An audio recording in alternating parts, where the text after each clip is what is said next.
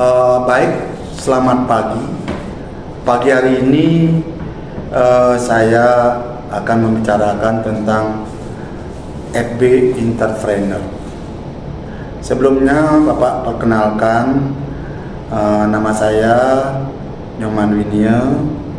Saya sebagai pengempu mata kuliah FB Entrepreneur pada semester ini. Berbicara tentang FB Entrepreneur,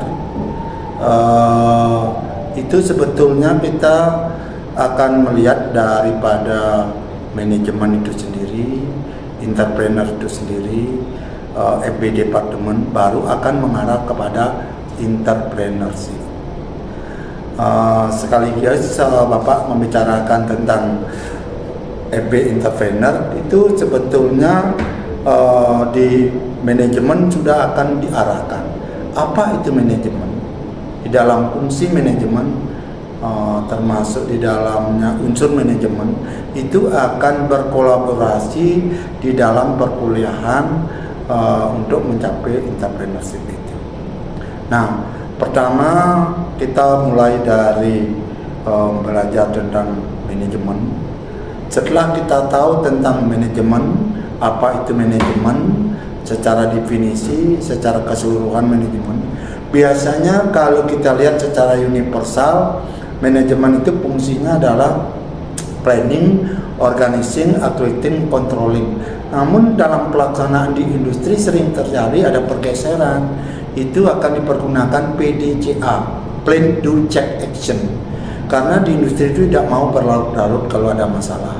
Kalau mungkin kita lihat secara umum, dicek, dikontrol, tidak ada yang lanjutnya. Kalau di industri, setelah action, apa masalahnya, problemnya itu akan ditangani sebelum 24 jam. Nah, itu kalau kita lihat di industri.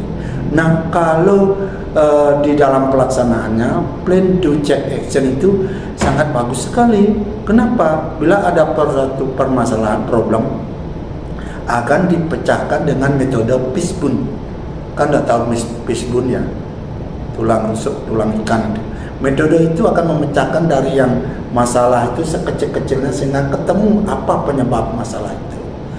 Saya ambil contoh barangkali kalau di FB, khususnya di restoran ada cutlery.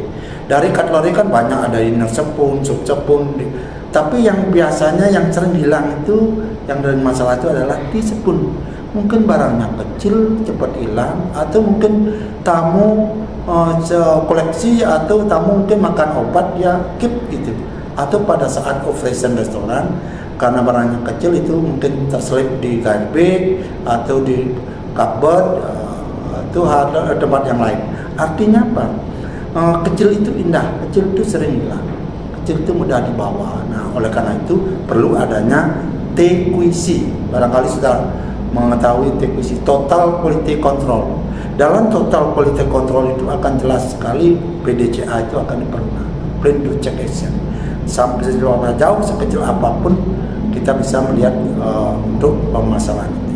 Itu yang dibahas di dalam manajemen. Nah, sebetulnya manajemen itu kan masih luas ruang lingkupnya, bagaimana memanagenya. Ya, termasuk ada di dalam manajemen itu ada levelnya, ada middle management, low management, top management.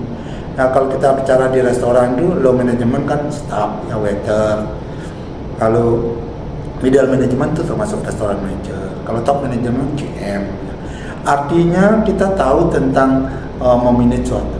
Kalau didefinisikan secara umum, mungkin saya punya pandangan bahwa manajemen itu adalah suatu ilmu dan seni di dalam memanage suatu perusahaan, di mana sebelumnya sudah direncanakan planning, organizing, accounting, controlling, dan disepakati untuk mencapai suatu tujuan yang efektif dan efisien. Nah, setelah kita pahami, setelah kita mengerti tentang manajemen itu, baru mengarah kepada entrepreneurship. Kalau kita bicara entrepreneurship, sebetulnya itu adalah dari kita lihat secara boleh dikatakan arti dari entrepreneurship itu suatu usaha, seseorang melakukan usaha di mana dia selalu berkreatif, inovatif untuk menciptakan suatu ide-ide baru, suatu produk.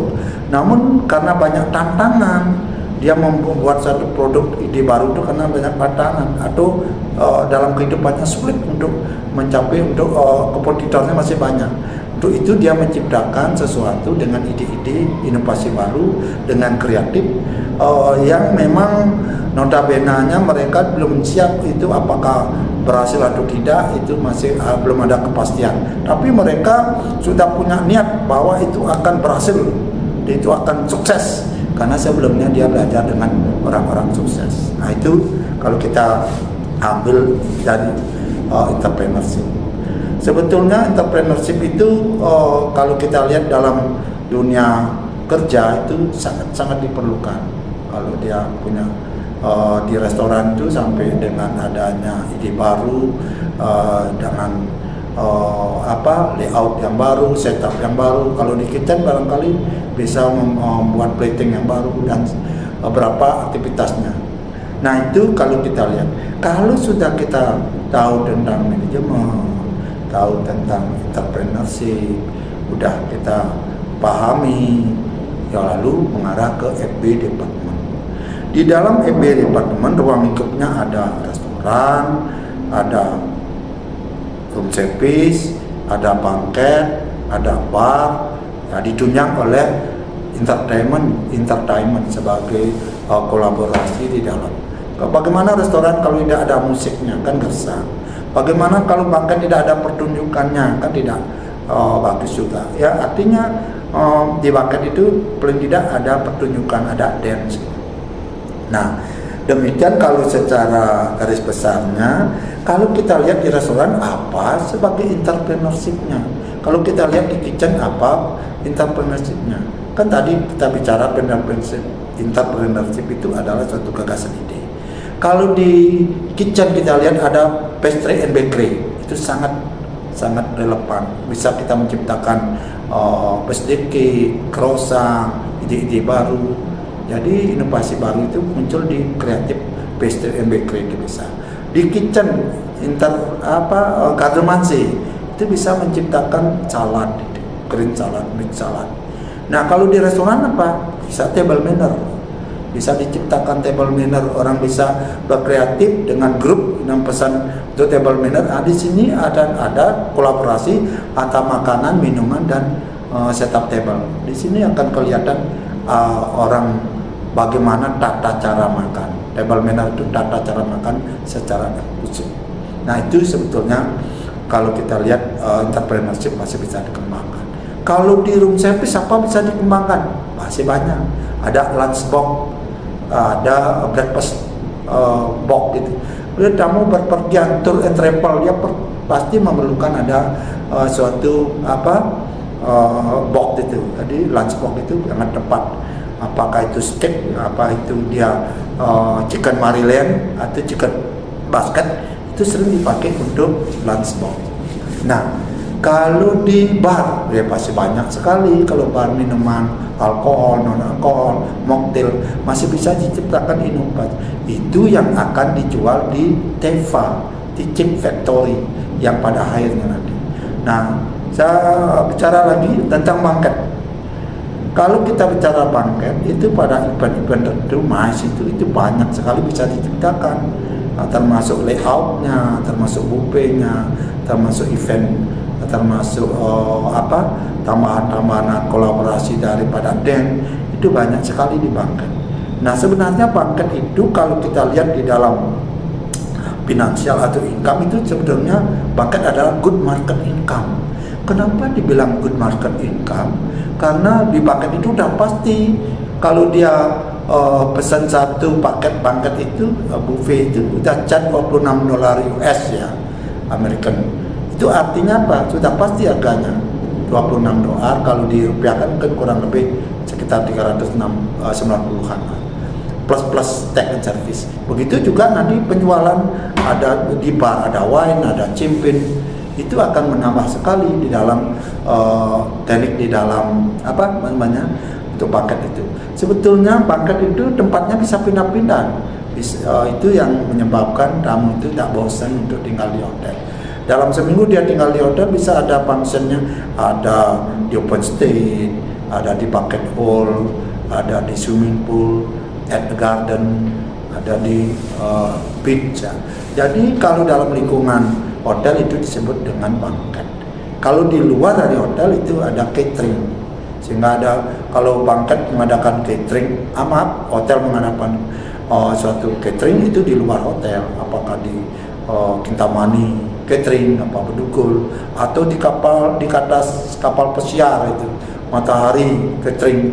Artinya makanan pindah ke sana, waiternya ke sana, kasirnya ke sana, cuannya ke sana. Kan banquet itu berkolaborasi. Itu namanya apa Pak bilang tadi? Itu namanya banquet dan catering. Kalau catering di luar hotel, kalau banquet di dalam hotel. Nah, kembali lagi, kalau kita sudah tahu, sudah entrepreneurship itu bawa ciptaan baru, itu akan diaplikasikan, diimplementasikan itu di TEFA, Teaching Factory. Saya rasa berapa dari yang menyimak ini, TEFA itu Teaching Factory itu adalah makanan siap saji, makanan di mana diproduk oleh mahasiswa dan dijual pada mahasiswa maupun dosen masih dalam lingkungan kampus. Yang namanya makan siap saji mungkin disiapkan sebelumnya, pada saat ada order dia bisa mungkin memanaskan